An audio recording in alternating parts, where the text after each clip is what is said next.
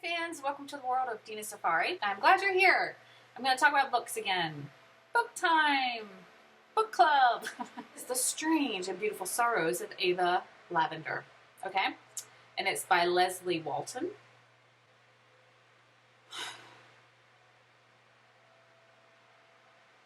I just gotta talk my feelings out, you guys. I just gotta talk my feelings out. Because I don't know what's going on. I don't know what happened. This book is not bad. It's not bad. I still don't know what I think about this book. Is that not weird? I don't even know how to talk about this. It's a book of magical realism. This is a debut novel, and it's pretty impressive as far as style. It's something different. It's incredibly unique. It's kind of a depressing novel. Every woman in this one family just has the worst luck with love and men. It's not a feel-good. I don't even know if I'd say it's really about love. The many masks that people can wear in the name of love. There's a lot of lust. There's a lot of obsession. There's a lot of infatuation. The story starts with the grandmother and then goes with the mother and then ends with Ava, who's the granddaughter. They don't communicate well with each other. They don't show a ton of love or anything, and yet somehow Ava knows specific details. Specific details about everything. Like her great-grandfather, great-grandmother, and their family, and love interests, and her conception. I mean, and I'm like, that part was harder for me to believe because that wasn't a magical thing that she could just know everything about her family. So that bothered me because there's no way she would have known things like that. It would be one thing if the characters were close and this had been through years and years of discussions about stuff, but it wasn't. That rubbed me wrong as a reader. No. Rape, by the way? Rape? What is going on in young adults? Is this typical? I don't know if rape is a normal thing in young adult. I'm lost here. This book is so weird. Emotionally, I feel stunted. There were just a couple of things throughout the book that I'm like, what? What? The ending, I didn't understand. I don't know what happened.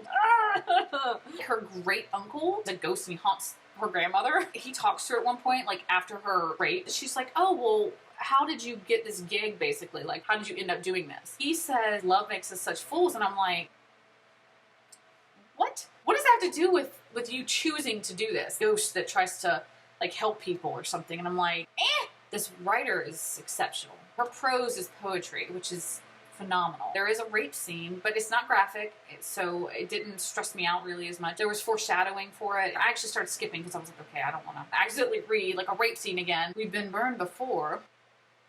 I can't say if I'd recommend it or not. If you're looking for a happy book, this is not it. For this next book, we are both going to need this.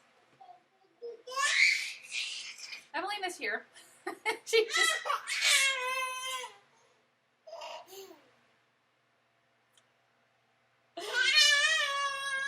Next book that we're going to discuss, I read in about 3 hours because I could not put it down. She's waving to the camera. You're just still in the show, aren't you, baby?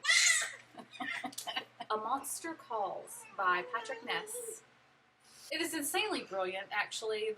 Everything about the story is just brilliant. I knew what it was about, so I went into it not entirely blind, which helped me a lot. It's about a teenage boy, and his mother has cancer, and she's getting chemo treatments, and he's having these nightmares, and he always wakes up screaming, and it's just terrible. He's just really distraught. The first chapter in this story was so gripping. I was scared. The narrative is so effortless, it seems like. He has normal conversations throughout the whole book, but it doesn't feel like a waste of time to read them. Patrick Ness is amazing.